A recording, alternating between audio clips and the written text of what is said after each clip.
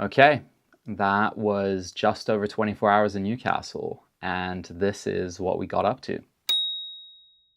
So the story starts with the team and I heading up to Newcastle to celebrate the fact that our Northeast energy partners have put back £4.8 million into the pockets of UK businesses.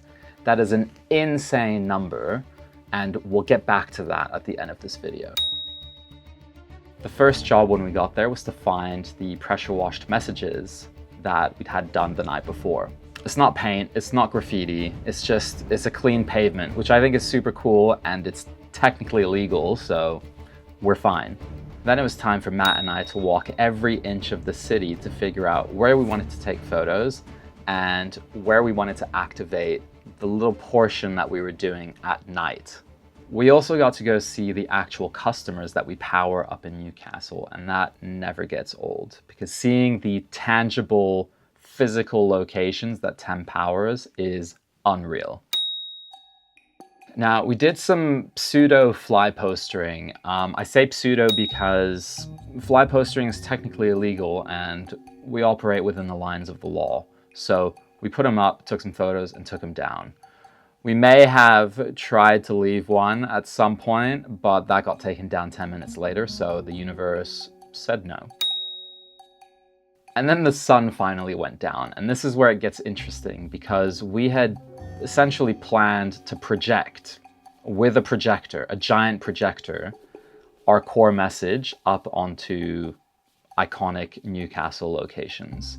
That's St. James Park, the Newcastle United Stadium, that is the cathedral, that is the castle, that is the bridge, you name it. We projected onto it and it looks so cool. I don't think I'll ever get over the fact that we projected actual things with a projector onto buildings in a city in the UK. Now, yes, we wrapped up at 2 a.m. and yes, we had to be up at 7 a.m. the next day for the rest of this, but it was all worth it. And then it was rise and shine at 7 a.m. Energy levels were high in the car, to say the least. What's going on, Hitesh? We're just organising all the merch for our partners. Carolina's one step ahead of me. She ordered them straight to their office and I bought them in my car. There's a Portuguese saying that it's like, learn because I won't last long. I don't know if there's something similar in UK, but it's like, you have to learn from me while I'm still here. That bridge goes up and down. What the hell? Know that? You don't know that? Did you Yeah. know that? Yeah. Oh, you're all conspiring. No. Let me tell you about bridges. Interestingly, bridges are like the infrastructure for the UK, much like energy, right? No? Wow. That's a Wow. leap. Yeah, I like So it. smart. Look at that. No one's taking the middle out of bridges though. Like We got a lot of smart people in town. let me tell you. Oh, wait, Yeah. that's a catchphrase. Yeah, That is a weird move, catchphrase. isn't it? Might use it. We'd essentially organized to have a Defender that was converted into a coffee shop in the back, which sounds a bit ridiculous, and it kind of is, but the coffee was actually genuinely good.